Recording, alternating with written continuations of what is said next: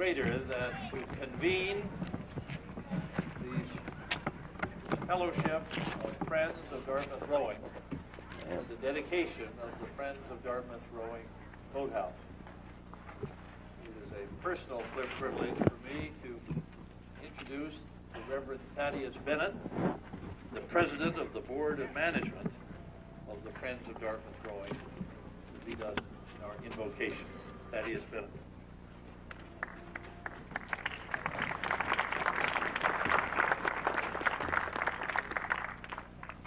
I'm afraid that somebody's going to ask me to bring the spirit in the form of warm weather, and I keep telling people that I'm in sales, not management. But we'll see what we can do about invoking the spirit upon this crowd. Blessed are you, Lord God of the universe. Blessed are you. Since the beginning of time, your spirit has moved over water to show us your love.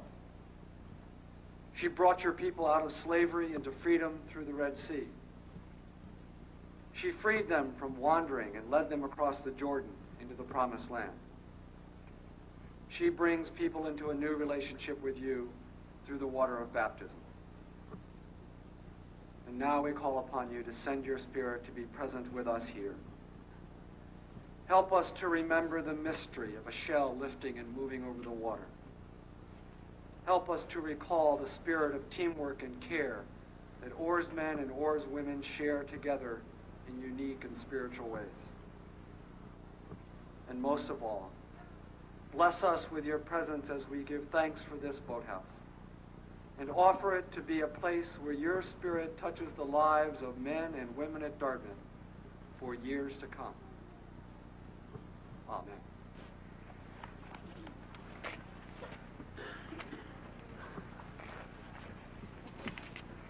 You represent so many years of Dartmouth rowing and so much experience in this audience today. I see members of the first crew to row in this century, to bring rowing back to Dartmouth, as I share the platform with this year's president of the Dartmouth Rowing Club. As I think of history, I'm aware that you measure in round numbers, and it was in fact 10 years ago that Thaddeus Bennett and Thaddeus Seymour were sitting in the lounge of HPF after a long day of racing and talking into the early morning, and Thaddeus Bennett, then a graduating senior, was complaining about the alumni. Why don't the alumni do something for the rowing program? And on he whined. I said, Thaddeus, let me tell you something. In 6 weeks, you will be an alumnus and have an opportunity to solve that problem. And we agreed on the spot that if he would be the president of the Friends of Dartmouth Rowing, I would serve as its chair, only because that permitted us to have the only organization in America that had a Thaddeus both as chairman and as president. My privilege to introduce those who share the platform and share this occasion, beginning with one who has been such a special friend to the rowing club and to this project, who from the very beginning of our planning has cooperated and participated in a way that has made it a great deal easier for us to have achieved this day today. And I'm pleased to introduce Ted Leland, Director of Athletics. Ted.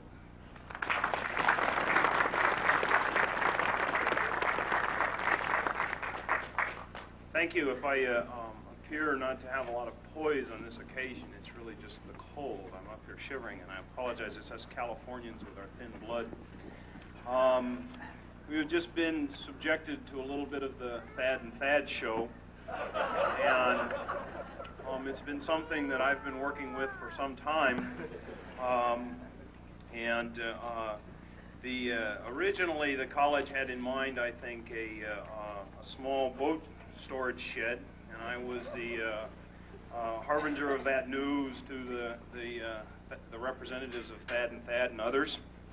And I talked to them about that, and they explained a little bit of their vision to me. And as we were going through the negotiations, I consistently, the first time there, asked them to be as realistic about this as they possibly could be. And their response to me was that certainly they would be realistic. If we did not build a beautiful boathouse, they wouldn't hang me in effigy, they'd hang me really. So I think that all of us are here to celebrate Dartmouth athletics, Dartmouth rowing specifically.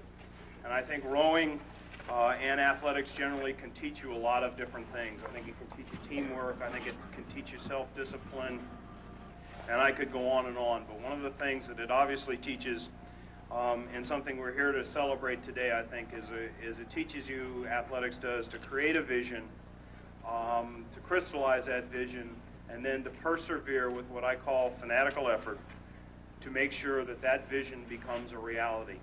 Competition intercollegiately allows you to hone your skills and to test your efforts consistently, whether you test it against another crew, against another team, against a stopwatch, or just a rowing ergometer. Athletics is set up to test your perseverance and your fanatical effort towards that vision. A lot of people have shared in the vision of this boathouse.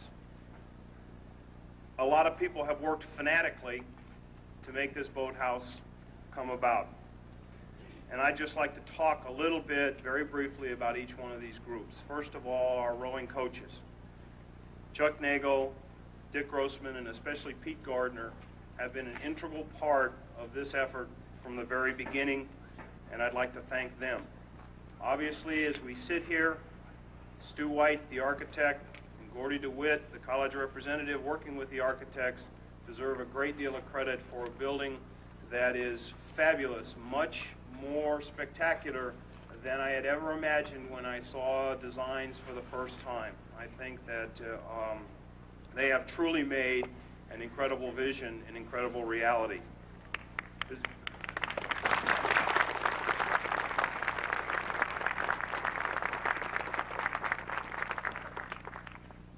fundraising office, led initially by Mr. Mike Chukas, and then later by Lou Martin and especially young Dawkins, has done a fantastic job of working through all of the controversies and the problems and everything associated with this building, and also the incredible potential that's out there for rowers who are interested.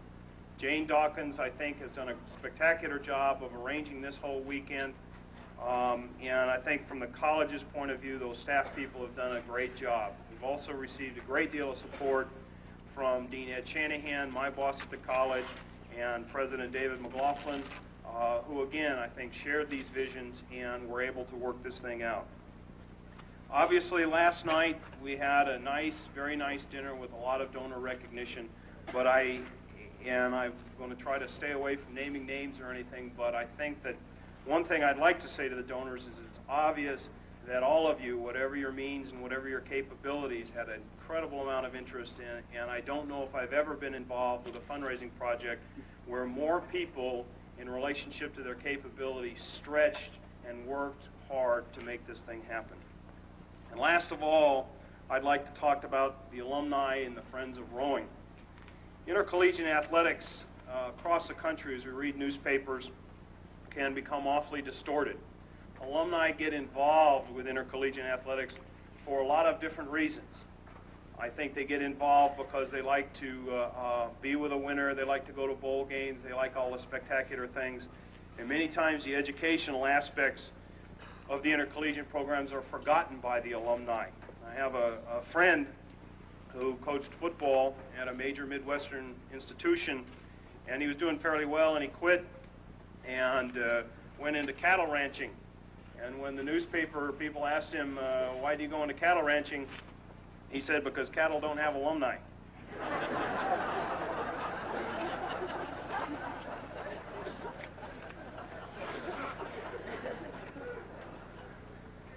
I'm not even with these two guys yet, but I'm trying to get there.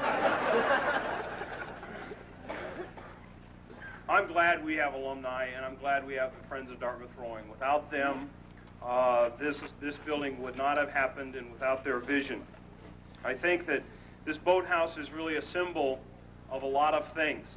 It's a symbol of a lot of people's commitment, the college's commitments, donors' commitments, and other things. But I think more importantly, it's a symbol of a group of people who benefited enough from their rowing experience to be able to, after their graduation, band together and develop a vision, an incredible vision, a vision that none of us would have thought would have been as beautiful as it is, but a vision that they developed, that they crystallized, and then they worked through with fanatical effort to make sure it happened. And I think that obviously, in my opinion, is something that they learned from their rowing experience, and it's something that makes this building special because it's more than just a facility. It's a symbol to what we try to teach in intercollegiate athletics, and that's develop a vision and see that vision through with effort. I don't think that lesson, I don't think there's any more important lesson that this college can teach than that lesson right there. So this will be not only a great facility and a nice warm spot and showers and boats and all that kind of stuff, but it also represents what we try to teach in the athletic department, because the people that raised the money and worked on this and had the vision came through their rowing experience better people for it, and the students we have now and the students that follow will be better people because of this building. On behalf of all of the students in the DCAC, on behalf of all of our staff, thanks to all of you, and thanks to the Friends of Dartmouth Rowing.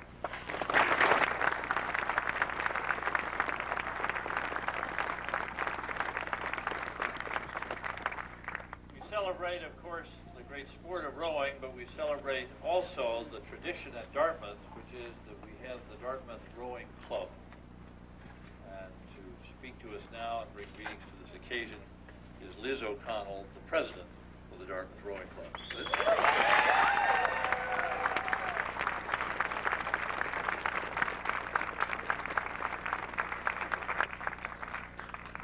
Stand up.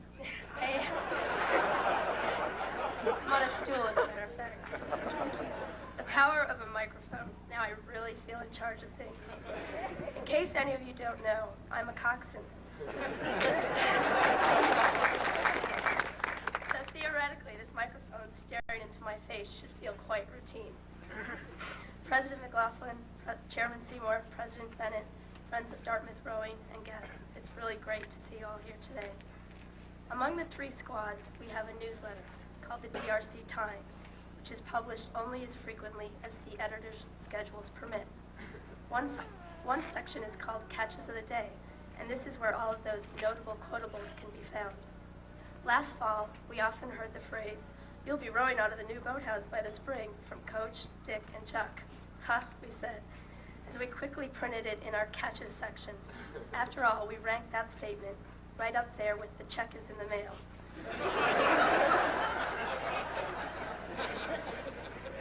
Well, here we all are today, gawking at and rowing out of our dream come true. Before I get into my remarks, I'd like to tell you that when I innocently asked if the undergraduates could somehow get involved with this weekend's activities, I had no idea what I was getting myself into. Basically, I felt it was important for the people who will be and are using the boathouse to be able to express how great we think it is. I think that the undergraduates' very presence at this ceremony is a testimony to that fact. Here today, within the space of about 100 meters, we have gathered the past, the present, and the future of Dartmouth Crew. If you dissect the word boathouse, you come up with the truth. This building is a place to store the boats. It's their home. But we all know that it's so much more than that.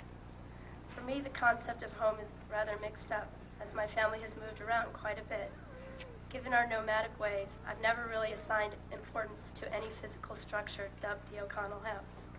However, this house I stand before is a home in the true sense of the word. For all those who use it, it represents a certain lifestyle, a dimension of one's identity. We come here every day. In the fall, it's 3-mile pieces and steady stake. In the spring, it's 6-minute pieces and 20s and 30s at high stroke rates. But no matter what the workout, this boathouse signifies a place to challenge oneself daily, a place to learn, a place to make mistakes, a place to gather with friends, and a place to grow. In a word, the Friends of Dartmouth Rowing Boathouse is is a sanctuary. Yes, it's a new, modern structure, but we all know the incredible past from which this facility was born. The history and tradition of Dartmouth rowing are the cement which hold the structure together. Equally as important, I think that we all realize that there's an even more incredible future just waiting to unfold. At a trustees' dinner a week ago Friday, Professor Sleznick told a group of people only vaguely familiar with the crew that rowing is not a sport, it's a religion. If this is so, then this boathouse is a temple, a place of worship. Perhaps that's too strong an analogy, but I think you see my point. To those of you who never had the opportunity to carry a boat out of this house on race day, I'd like to describe the feeling of pride that overwhelms one's mind and body. There you are in your bay, and as your coxswain says, lay hold, all feels pretty normal.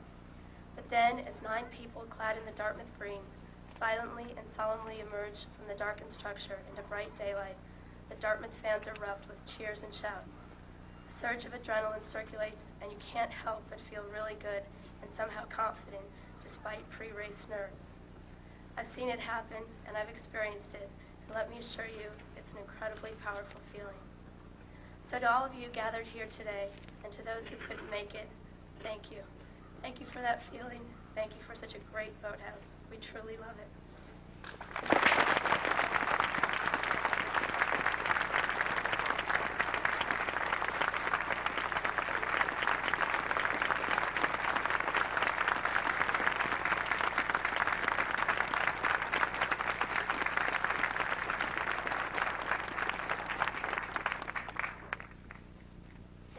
Well, Dave, I got to tell you, I'm very glad I'm not the next one.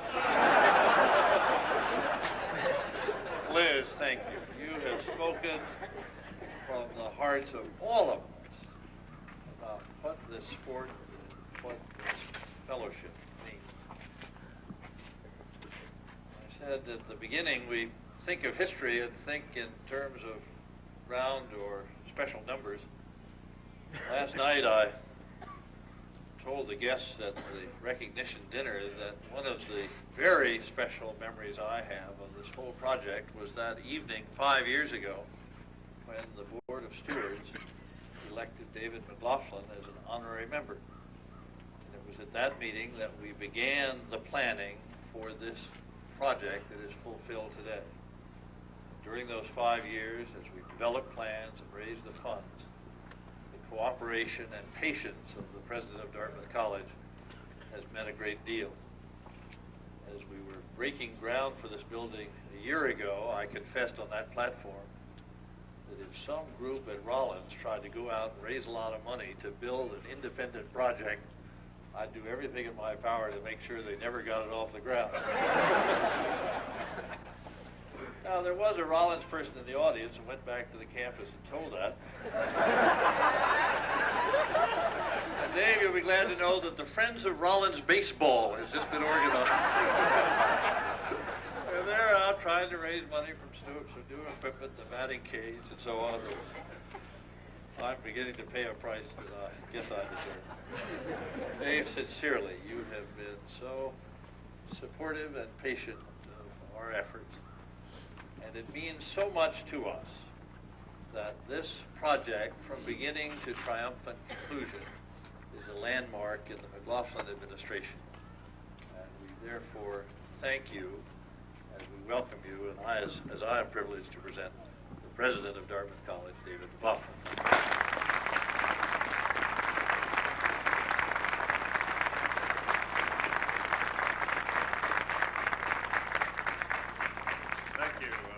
Thank you very much, Thad. It's a great honor to participate in this very special dedication ceremony, and to thank once again all of those who really made this possible. As I was listening to Ted Leland go through the attributes of the various people who were involved in this, and he got to the development people, and you'll notice he named about 3 people in succession. The reason for that is that as this project became more successful and as the rest of the projects on campus started to lag behind, we kept moving development officers. So it wasn't that we weren't trying to help that.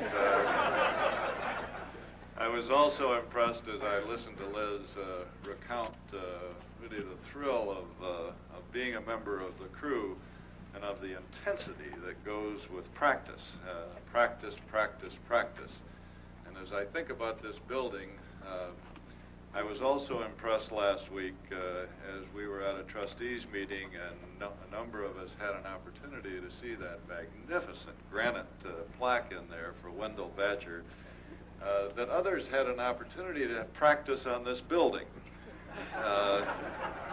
And at the course of that meeting, for those of you who may not know this, but it really says something about the spirit, I think, of Dartmouth rowing. We were standing looking at this magnificent granite plaque, and somebody came by and said, "Gee, I think there's a word misspelled in that plaque."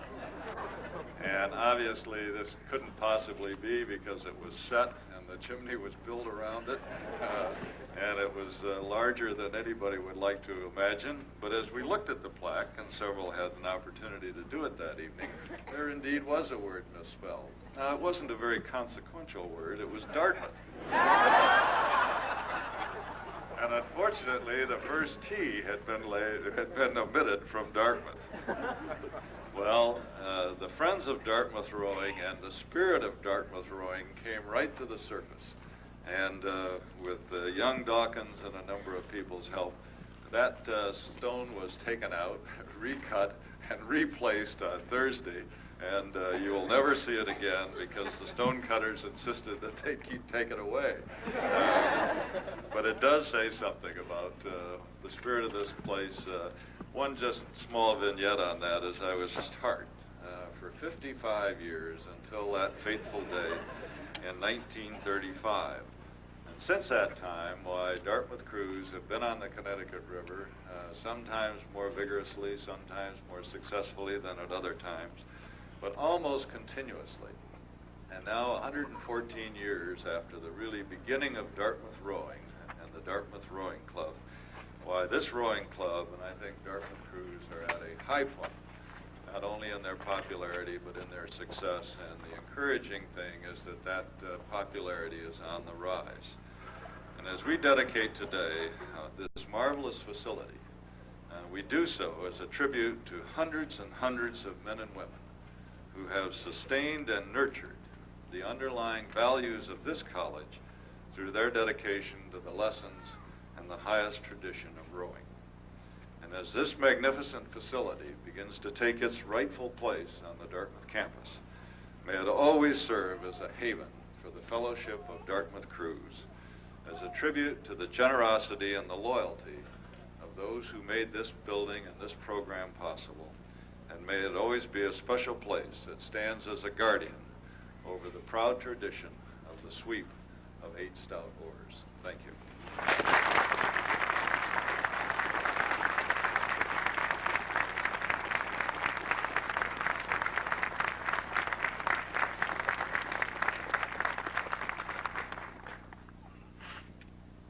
My program says at this point, closing remarks. Reminds me of a story Al Foley used to tell about the farmer who was fixing his roof and a rainstorm came up and he slid off the roof into the barnyard, broke his neck and died. The family was filling out the insurance claim and they put his name and description of the accident and the time of day and all these details, and they got to the very end and said remarks. They wrote, "He didn't make none."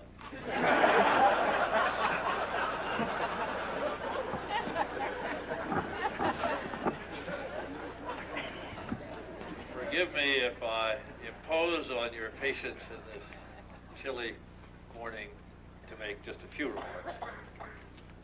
To say that history touches us all in so many ways. I talked about round numbers. Let me tell you about an uneven number. I couldn't help recall that it was 31 years ago, that just about now, that I was down here practicing for the BU race, which we used to have in the fall.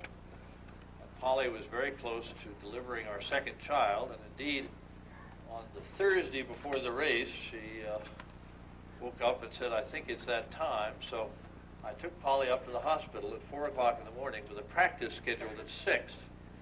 The nurse said, "Well, there's no need to wait. It's going to be a while. So why don't you go have your practice?" So I went by, picked up Maury Mitsui, who I saw just arrive, and Maury and I came down to the boathouse. By now it was a little after 6, and the crew was assembled. And the crew was a little curious about how Polly was doing. I said, well, she's at the hospital. And they said, well, don't you think you better check? And I said, well, maybe I better. So I went into the phone in the little office there, and I called up the hospital, and the nurse said, it's a boy. And I said, it's a boy! And this whole crew started to scream and yell. The nurse went back to Polly and said, I don't know where your husband found a party at this hour of the morning.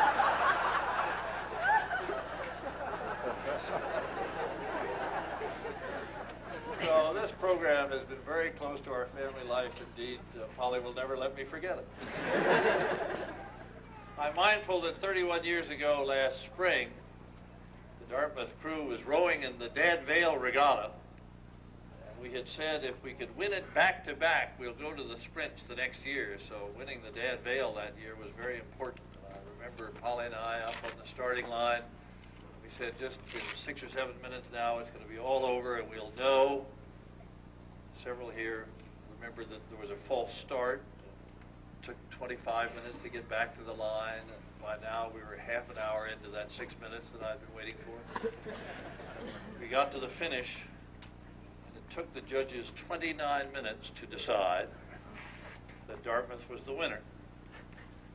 And the crew that year gave me a stroke watch that said, best of luck in the future, even if it's only 3 inches of it. Because we had won that race by 3 inches. I've had that watch on my desk ever since. And I'll tell you, in the late 60s, almost every day I was taking it out and saying, I'll take 3 inches of luck any time. That was when they were having the sit-ins in the hallways, David, and they were in a spirit of participatory democracy. The leader of SDS was saying, now, anybody got any suggestions? So I said, I think we ought to go into Seymour's office, take him, tie him up, set fire to the file, stomp on it, throw him out the window. So I said, all right, is there a second to that motion? I'm sitting there listening at the door.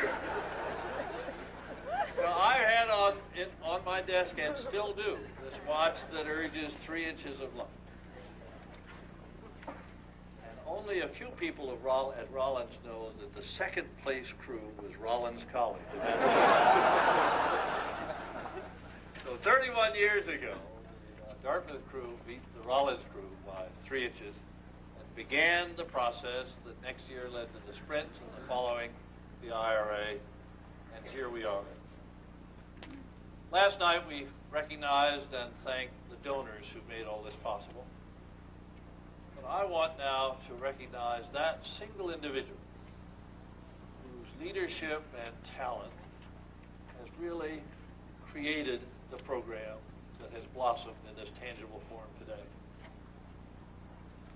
Pete Gardner will complete 30 years of coaching at Dartmouth this spring.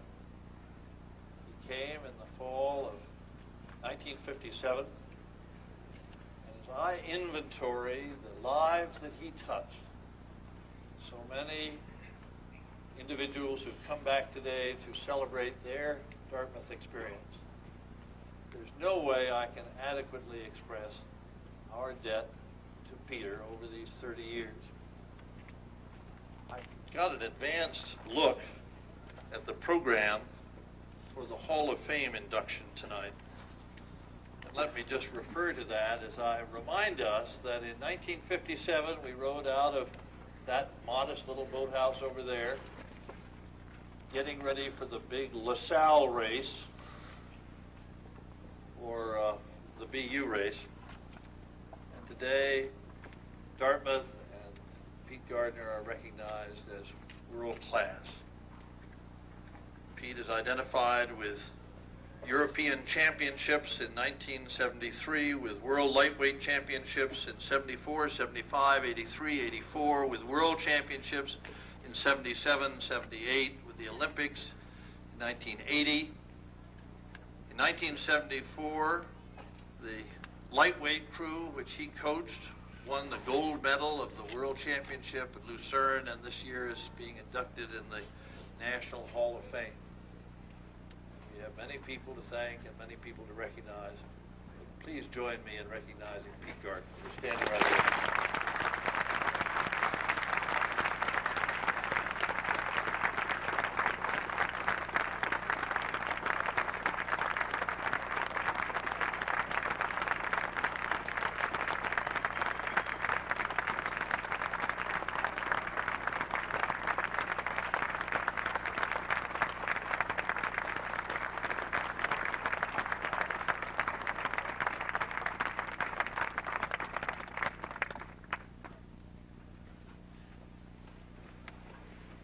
That concludes our program, except for this housekeeping arrangement.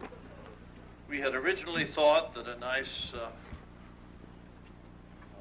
cold salad plate picnic outdoors, followed perhaps by a double dip of Haagen-Dazs ice cream, would be an appropriate conclusion, but Jane Dawkins very sensibly has reserved the a la carte room of Thayer Hall for us, where we will share luncheon.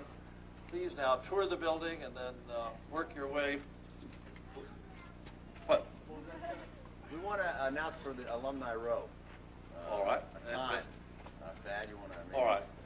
figure that out? Thad's going to... now the next thing on the program is this.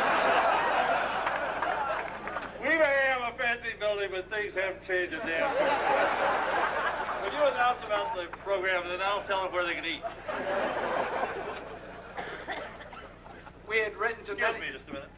Do I need the stool? You notice how coxswains are very prevalent? We had announced and written to many of the rowing alumni that we would like to try and get people on the water, and we thought that that might happen tomorrow. And in conversation with the coaches, we've decided that the best time to do that would rather be this afternoon. And I think 3, does that make sense? We're trying to get people who want to get back on the water, if they could come back down to the boathouse at 3 o'clock, ready to row. I'll do my best to have it warmed up a little bit. And part of that is because tomorrow is the tail of the Connecticut Regatta, and almost every boat in the boathouse will be on the river. So you get a chance to watch the tail of the Connecticut, and you get a chance to row today at 3 o'clock if you want to. Thanks. Thank you. And again, to review the next stage of our celebration, please now, those who haven't had a chance to visit and enjoy the boathouse, come in and do so, and then we will work our way up to Thayer Hall for an informal buffet luncheon in the a la carte line. Thank you so much. Good day.